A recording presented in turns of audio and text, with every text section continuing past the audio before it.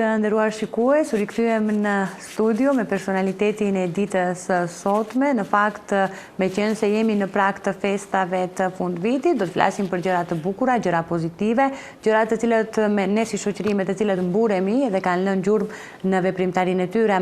Sot kemi të ftuar një personalitet tjetër, ku do flasim për veprimtarinë e saj, biografinë e saj, sepse është vërtet shumë biografi e bujshme dhe njëkohësisht do të marrim mesazhet edhe për ne të rinjat. Nder dhe kënaqësi që në studion tonë të kemi profesoreshën universitare Hyre Megura. Përshëndetje profesoresh, mirë se na erdhët. Përshëndetje Ariana, përshëndetje për shtëpinë tuaj, përshëndetje për teleshikuesit e emisionit. Ju dëshirojmë një vit të mbar, vitin e ardhshëm, 2026, dhe shumë suksese në jetë dhe në punë dhe në familje. Faleminderit shumë, kënaqësi shumë e madhe që në këtë prag festash të jeni së bashku me neve për të ndarë së bashku mesazhet e biografisë tuaj dhe jo vetëm. Fillimisht ju kemi parë, domethënë, që e keni zbukuruar me një farë forme korin e grave Teuta. Mund të flasim pak për këtë përvojë? Fillimisht unë kam një dëshirë të bëj një urim kryeministrit të ri të Kosovës, Albin Kurtit.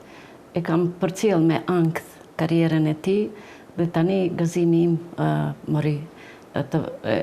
gjeti vendin e vërtet, kënaqësinë e vërtet.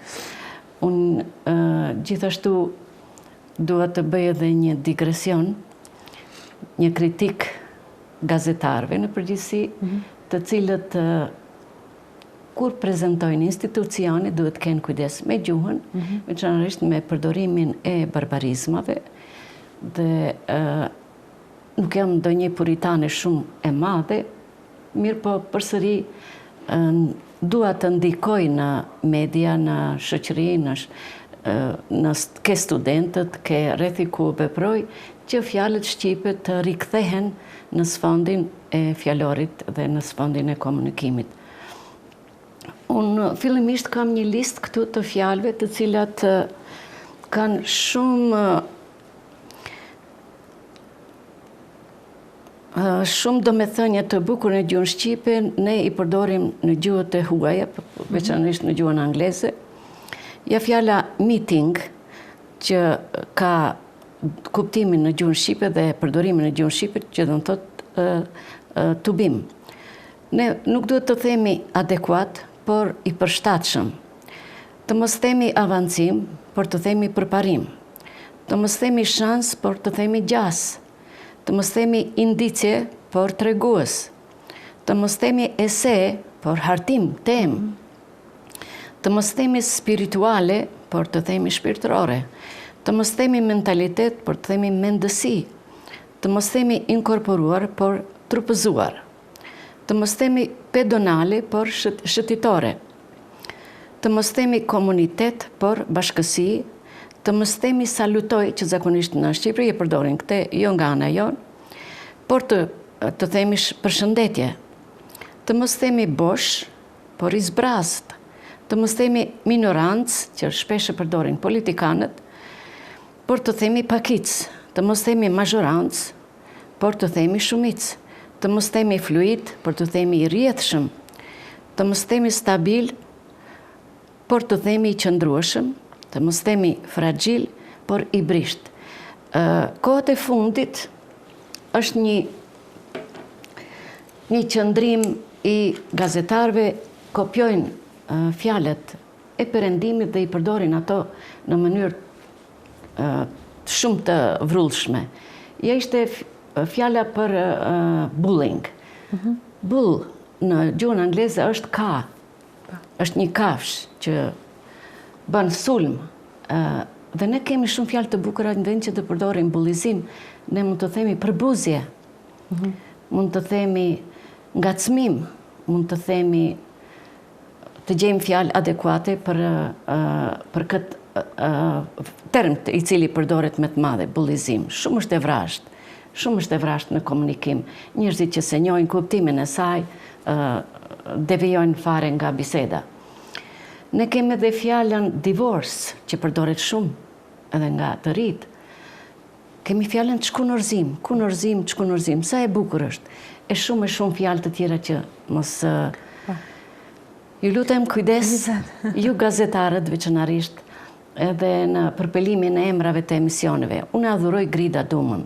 Mirë po emisioni i saj Top Story më pengon kur e shoh titullin e saj. Show, ajo është shfaqje, pse të themi show, kur kemi një shfaqje.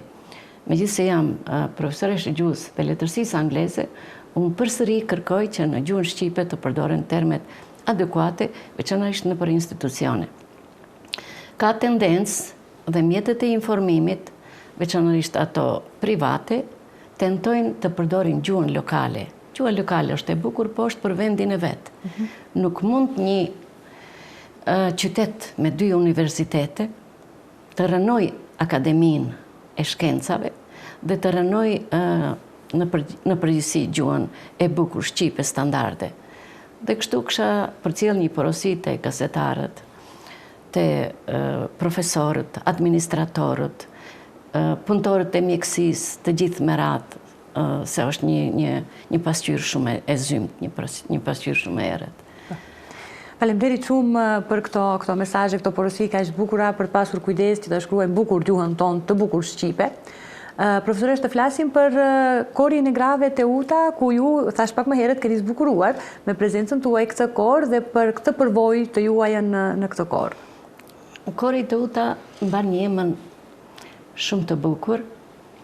Pra ne në këtë kor prezentojmë legionaret e lartmadhërisë së saj, mbretreshës Teuta, mirë po në dimenzionin kulturor.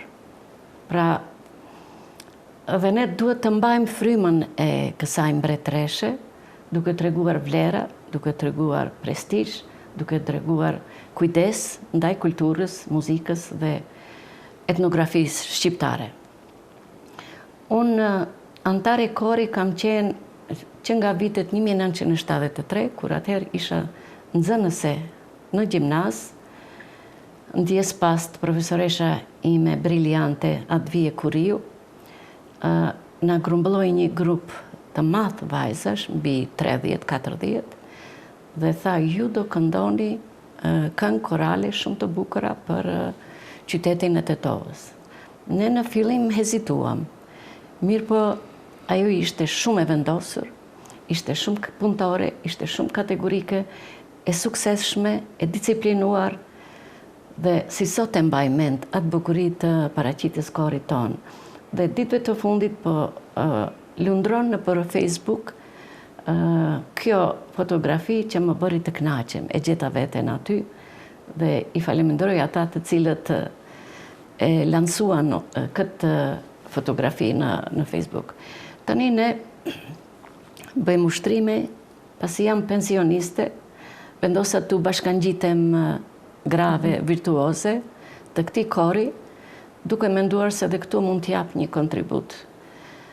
Fillimisht për këngët angleze më kërkuan ndihmë që unë t'u shkruaj me shkronjër shqipe, pasi shumica e grave janë frankofolse dhe nuk janë anglofolse, periudha në të cilën ata kanë jetuar, dhe ndihmesa ime ishte e pranishme, gjithashtu edhe në shqiptimin e fjalëve të gjuhës angleze, dhe ja dolëm me sukses. Këngët u kënduan në gjysmë finale, tani jemi për finale, dhe Vision Plusi na ka pritur shumë mirë, na përkrahën me gjitha mundësitë e tyre, na kanë përkrahë dhe shumë qytetarë të Tetovës, me sponsorime të ndryshme, me duar trokitjet e tyre, me fjalët e bukura që i përcjellin ndaj nesh, dhe jam shumë e lumtur që marr pjesë aty, kalojmë një kohë të bukur me këta zonja të mrekullueshme, ndajmë çaste të bukura, nuk mund të lë pa përmendje Tonin, i cili na udhëheq me shumë sukses, është vizionar, është i fushës, i talentuar dhe na bën të mrekullohemi. Faleminderit që na bëni krenar edhe neve si tetovar që na përfaqësoni në këtë kor. Ju urojmë shumë suksese edhe në të ardhmen dhe urojmë që t'ju shohim edhe në finale, dhe sigurisht jam e bindur që do t'jeni edhe në finale. Faleminderit shumë për urimet. Faleminderit. Profesore, shumë dua tani të ndalem të flasim për veprimtarinë tuaj. Ju keni shumë libra të botuara. 5 ndër to që ju kanë marrë sigurisht një kohë të gjatë për t'i botuar, secila mbase më e mirë se tjetra fal asaj aftësisë tuaj që keni për të shkruar. Mund t'i përshkruajmë pak në pika të shkurta këto libra? Sobutime. Patjetër. Unë në fillim do të thirrem në një thënie të Fanolit, i cili në bisedë me Faik Konicën kanë nxjerrë gjëra të mrekullueshme. Gjatë bisedës së tyre mund të mësoj shumë gjëra. Një nga frazët e tyre thot Fanoli, Faik përfundoi veprat, mos i lënë në gjysmë. Edhe i thot, kush do t'i këndoj këta vepra? Për atë kohë, ai ka menduar se askush nuk do t'i lexoj veprat e tij. Sot në ditët e sotshme, Faik Konica është gjeniu i shqiptarëve, Fanoli gjithashtu. Dhe unë shpeshherë pyetsha veten, një vepër e kryer ashtu si duhet, të merr 5 vite punë. Nuk mund një vepër e kompletuar të bëhet shumë shpejt. Dhe vepra ime e parë është Diplomatic Corpus, që do të thotë trupi diplomatik. Asaj kohë unë isha zavendës ambasadore në Londër, e dërguar nga përfaqësuesit shqiptar të Republikës Maqedonisë së Veriut. De facto ishte Partia Demokratike Shqiptare në pushtet atëherë, që veproi 3 vite e gjysmë gjatë periudhës konfliktit. Ishte një periudhë marramendse, e vështirë, bazuar në konflikte, bazuar në rrethana të jetës, bazuar në vështirësitë e përgjithshme. Dhe vetvetiu, përvoja ime diplomatike më shtynte që të marr shënime, të shkruaj për ta ngjarje të cilat do të lënë gjurmë gjatë gjithë historisë njerëzore. Dhe këto momente nuk kthehen. Zakonisht njerëzit jo adekuat që merren me shkrime i devijojnë për qëllime të veta dhe i thosha vetes nuk dua ta lë këtë periudhë kohore të mbetet në duart e njerëzve që nuk janë të duhur të shkruajnë. Unë në Londër qëndrova 6 vite, prej vitit 2002, dhe atje pikë së pari regjistrova studimet e masterit në diplomaci dhe marrëdhënie ndërkombëtare, me qëllim që detyra ime të kishte një kornizë adekuate, një kornizë profesionale, dhe t'ju tregoj të tjerëve se ne kemi aftësi edhe shkollimi, edhe punësimi, edhe krijimit të familjes, mbajtjet e familjes, rritjes së fëmijëve. Asë kohë 4 fëmijët e mi dhe unë së bashku gjithë ishim student. Mund ta merrni me mend një shtëpi me 5 antar, 5 student. Dhe kishte një mirëkuptim të ndërsjell mes fëmijëve dhe mua, dhe gjithë e bënim punën me saktësi dhe me precizitet. Kështu ja dola të kryej diplomaci dhe marrëdhënie ndërkombëtare në një qendër universitare të Universitetit Westminster, që është në zemër të Londrës, në Oxford Street, ku aty graviton gjithë Londra, dhe mora një përvojë të jashtëzakonshme, përveç asaj praktike që e kisha në punë, gjithashtu edhe në universitet. Para mendoni, një profesor universitar posedonte 4 doktoratura për një lëmi.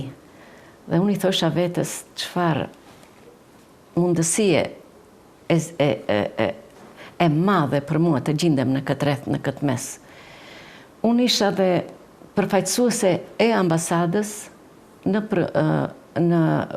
Parlamentin britanes, veçanërisht merrsha pjesë në komisionet britaneze. Tashti shkollimi, praktika dhe përvoja jetësore,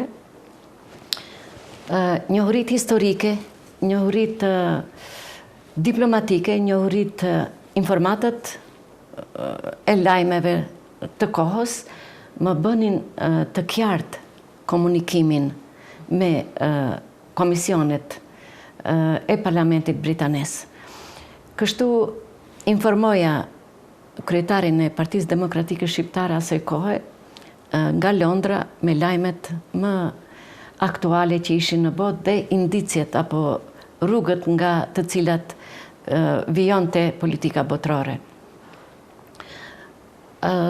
Indjeri, zoti Arber Xhaferi, ishte pinjoll i politikës shqiptare dhe shpeshherë profesorët e mi kur e përmendja emrin e Arber Xhaferit më jepnin lavdata të mrekullueshme.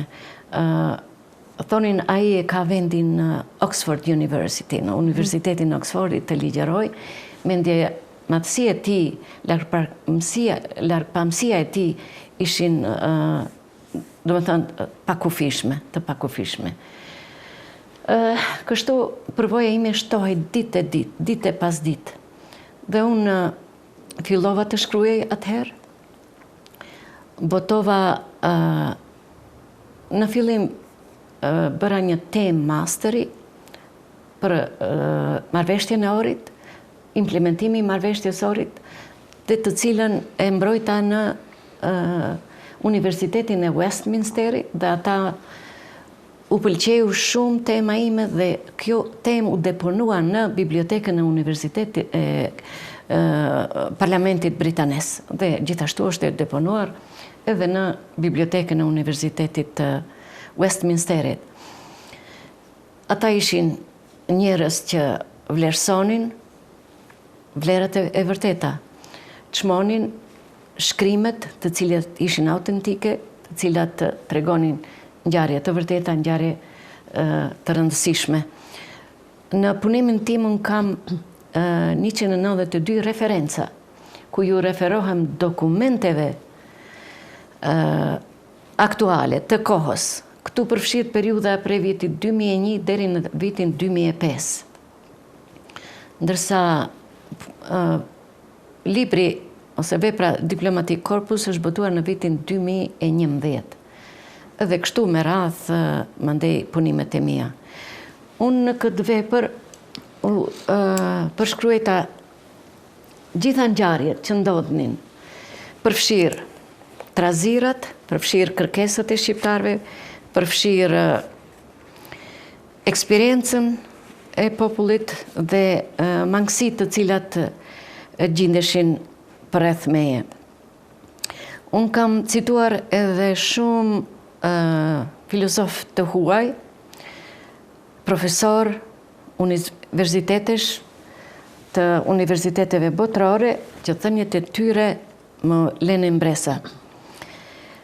Një profesor i Temple Universitetit, profesor i psikologjisë, thot: "Before you look at significant achievement, expect to see 10 years of deep impression to gain knowledge."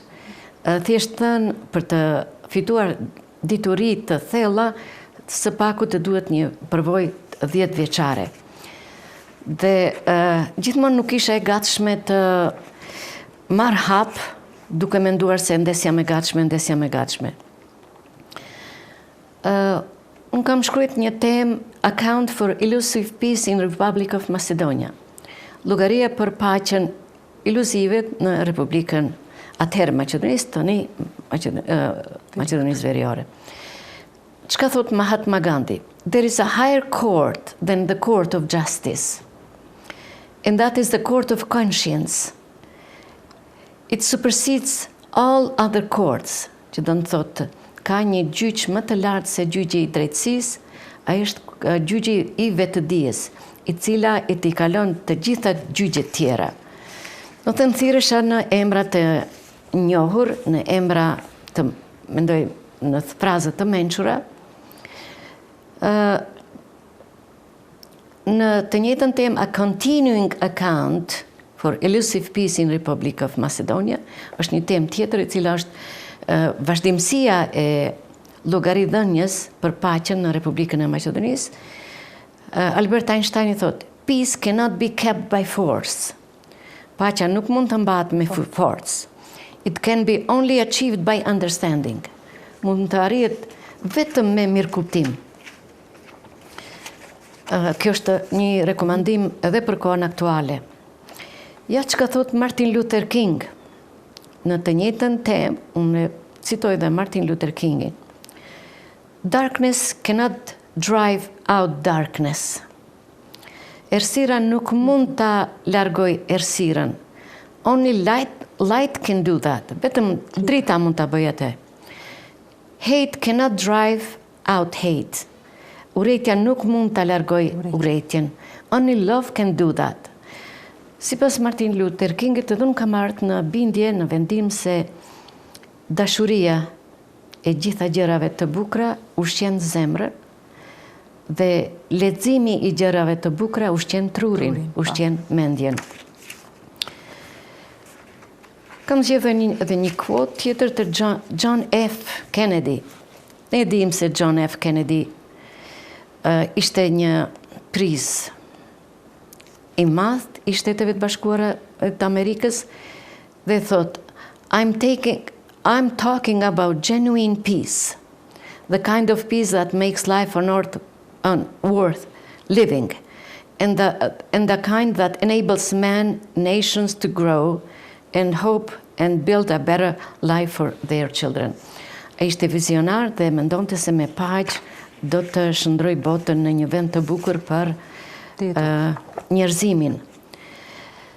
Këto janë kuotat, ndërsa temat e këtyre mund t'i lexojmë ndonjëherë tjetër se janë shumë. Do të thënë është në gjuhën angleze profesor ky libër. Diplomatic Corpus është përkthyer në gjuhën shqipe? Jo, nuk e kam përkthyer, ende është krykëput në gjuhën angleze. Do të bëhet edhe kjo në gjuhën shqipe në të ardhmen. Vepra ime e dytë është e inspiruar nga profesor Refik Kadiu, shekspirolog i njohur nga Shkodra, cilin pata fat ta njoh dhe të bashkëpunoj me te.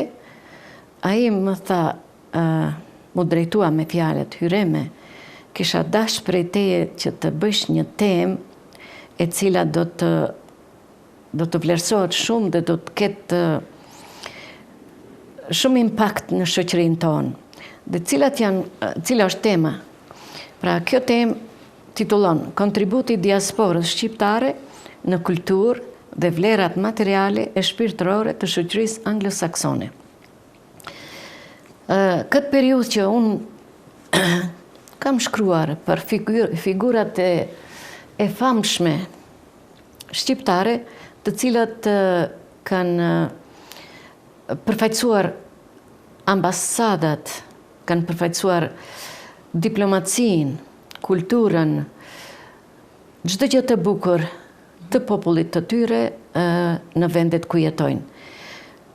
Këtu si figura ky që i ka marrë një sër emrash për të cilët kam studuar shumë detajisht dhe kjo vepër më ka zgjatur në përpunim prej 5 vitesh dhe unë do të citoj disa emra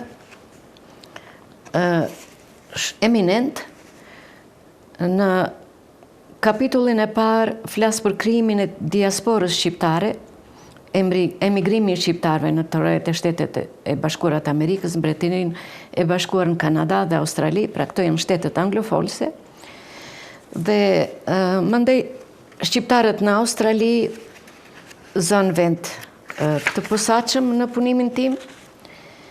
Aty tratoj temat jeta fetare, jeta kulturore, politike, festivali i komunitetit shqiptar, balli kombëtar, ushtarët shqiptar në luftën në Australisë, numri dhe jeta e tanishme e shqiptarëve në Australi, mosha dhe gjinia, prejardhja, feja, besimi e kështu, mbreti Leka i Shqipërisë dhe mbretëresha australiane, e kështu me radhë. Në kapitullin e dytë, unë përmend figurat të spikatora të diasporës shqiptare.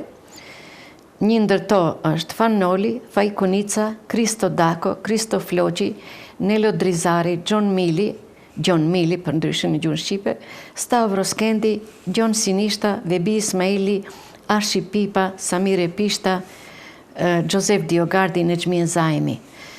Këta janë figura që kanë lënë gjurmë të thella në shoqërit anglo-folse dhe krenari, zakonisht krenari e madhe dhe për ne. Në kapitullin e 3 flas për doktor Ferit Muratin, nobilisti shqiptar që na krenoi gjithë neve me radhë.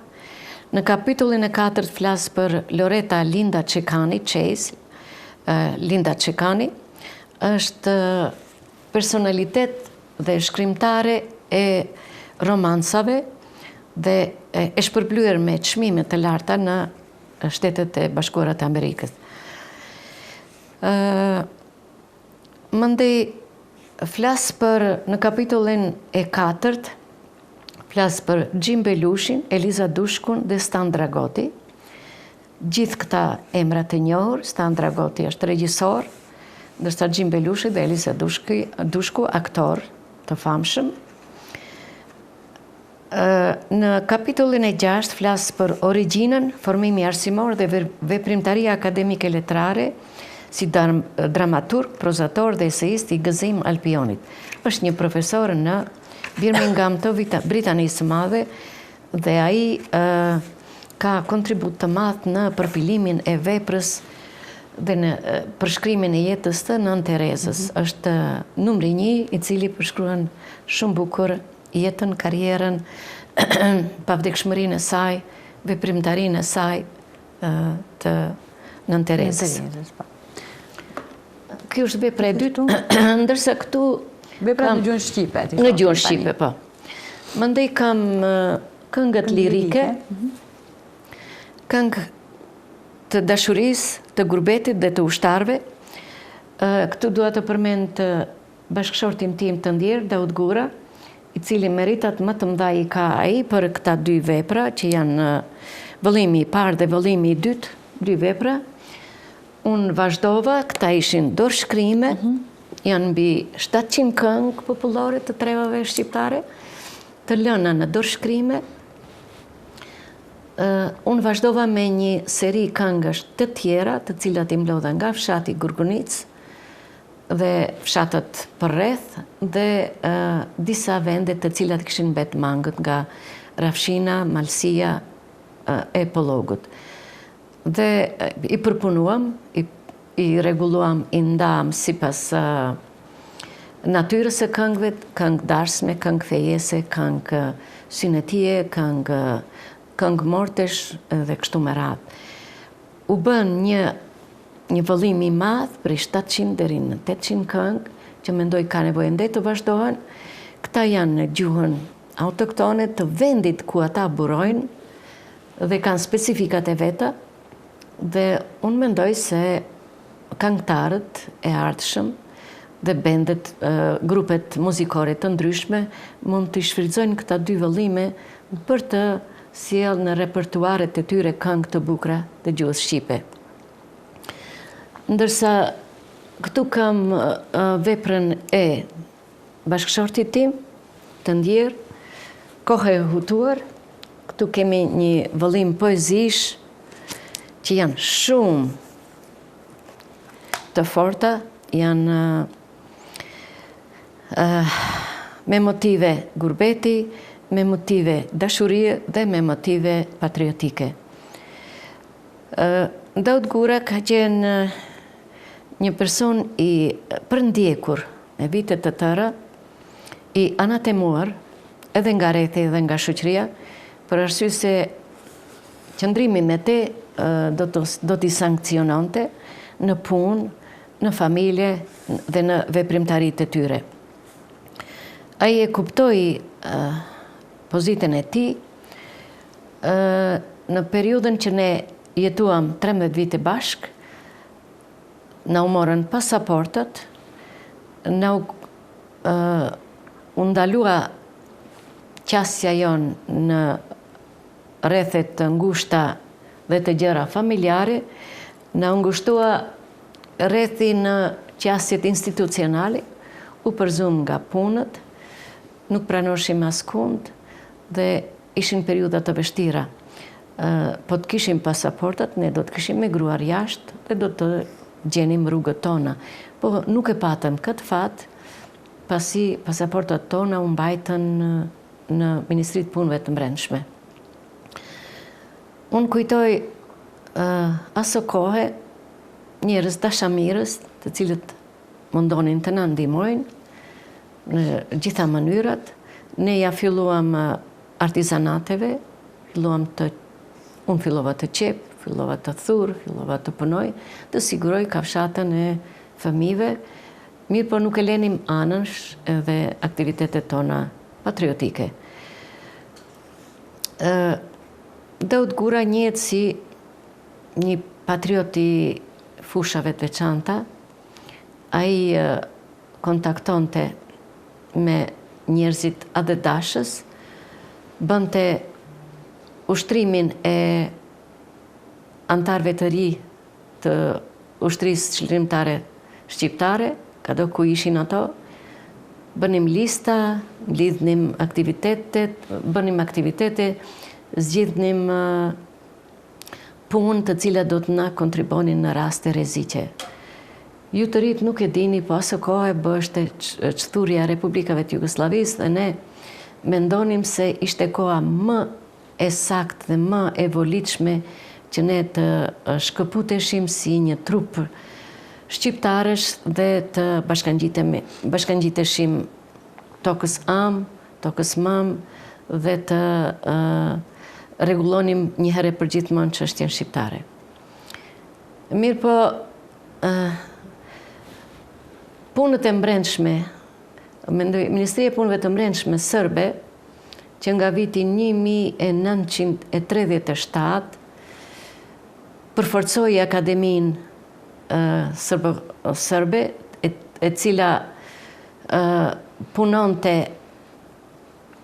siç e keni të njohur, Vasar Çubrilovićin, antari i Akademisë, i cili lansoi tezat për çfarosjen e shqiptarëve dhe shpërnguljen e shqiptarëve. Gjithashtu Ministria e Punëve të Brendshme gjatë kohës së luftës frontalisht luftonte periudhën e luftës edhe krijoi 4 divizione të Ministrive të Punëve të Brendshme.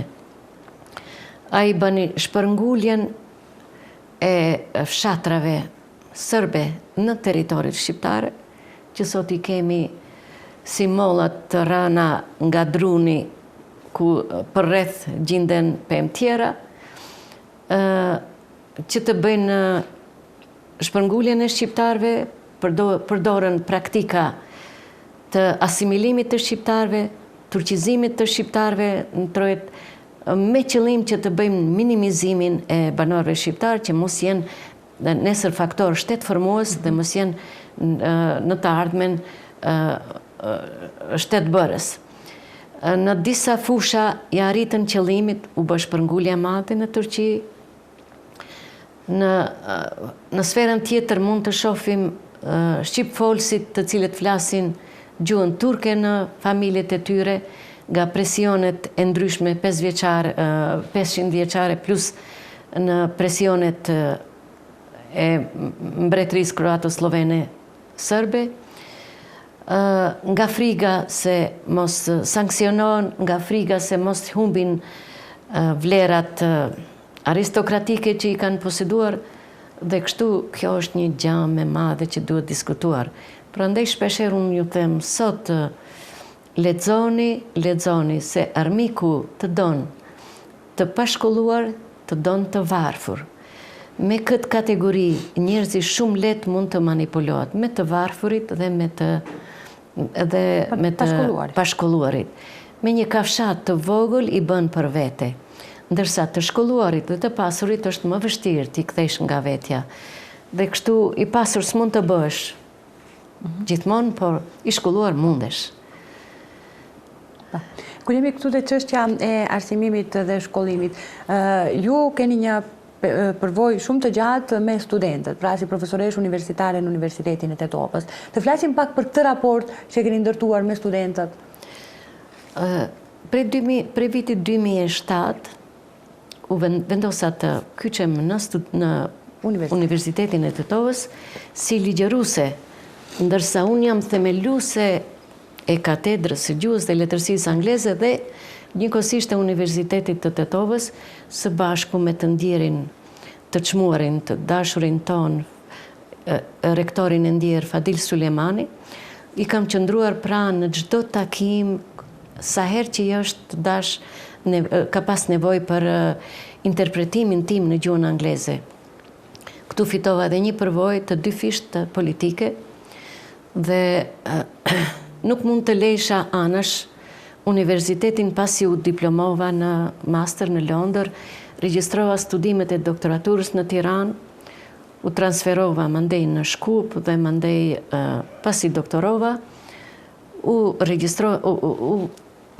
punësova në Universitet të Tetovës dhe me një krenari të madhe mbaja ligjërata me studentët. Me studentët kam punuar civilizimet angleze, amerikane, kam punuar letërsinë, viktorianizmin dhe romantizmin dhe kam dhënë gjuhën e avancuar në vitet e 4-ta. Kam dhënë mundin tim më të madh që gjithë gjeneratat e ardhshme të kenë njohuri për të kyçur shumë rrjedhshëm në studimet jashtë shtetit, për shembull. Unë imponova studentëve të mi dhe mandej gjeneratat e ardhshme i mirëpritën ato, përpunimi i një eseu, përpunimi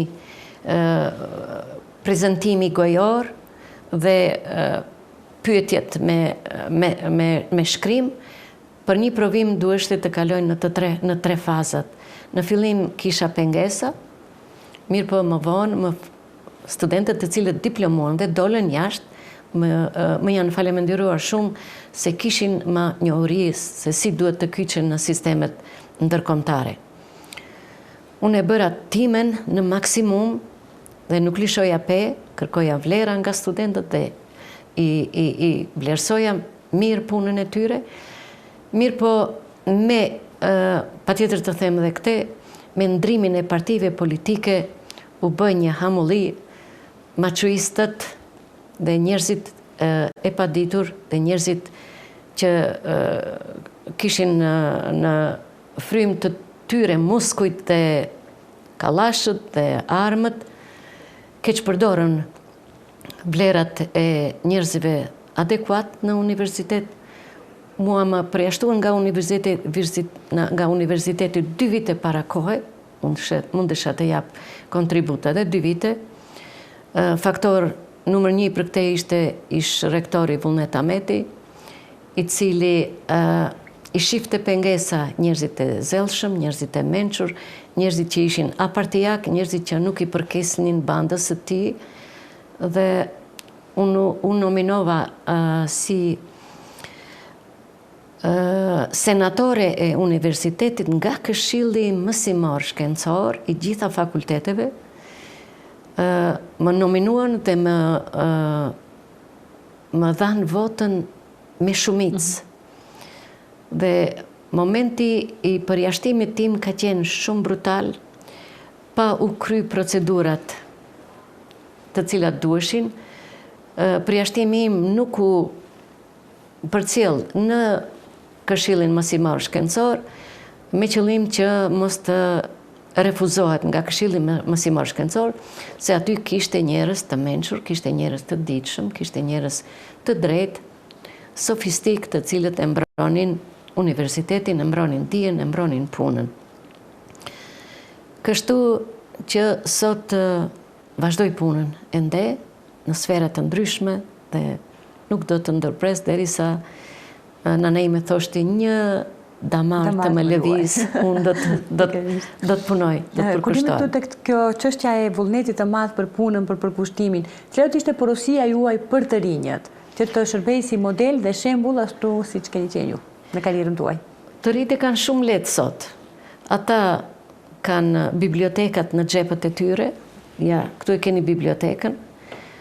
Shfrytësoni